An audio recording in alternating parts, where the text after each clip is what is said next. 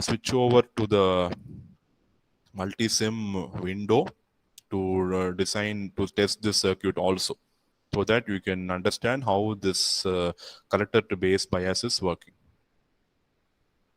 I hope the circuit is seen to you. So I have given the VCC is 12 volt is given. So I have given it VCC 12 volt, RC value to 5K.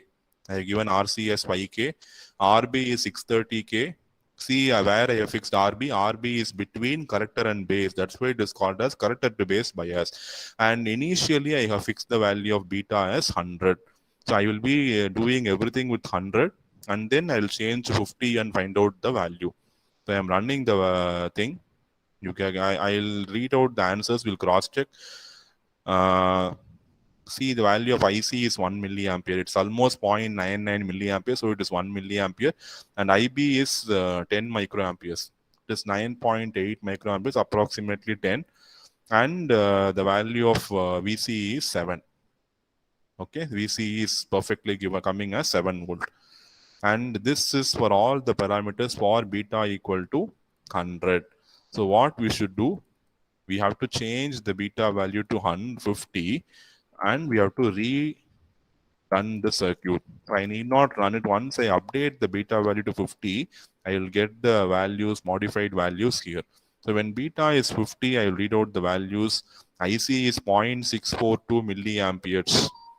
It is 0.647 microamperes. It is a 0.647 microamperes. It is almost correct. Okay.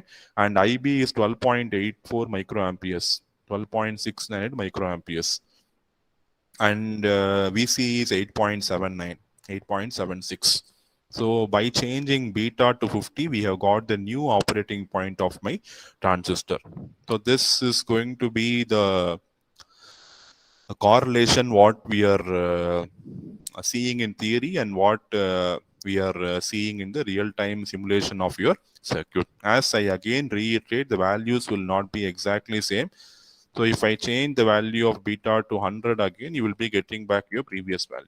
So you can argue that the values are not exactly same. Yes, as I said, in simulation we consider a lot of other factors also inside your BJT.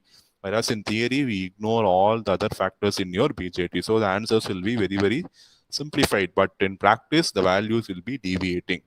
So theory and practice will never be same. If they are same, then we should not have any problem with all the circuits, right? Then there should be no research in the world. But theory will never go hand in hand with practice. There will be some deviation from the theory, which is possible only by using the simulation softwares for understanding your circuits. Okay, so now I'm stopping the simulation here.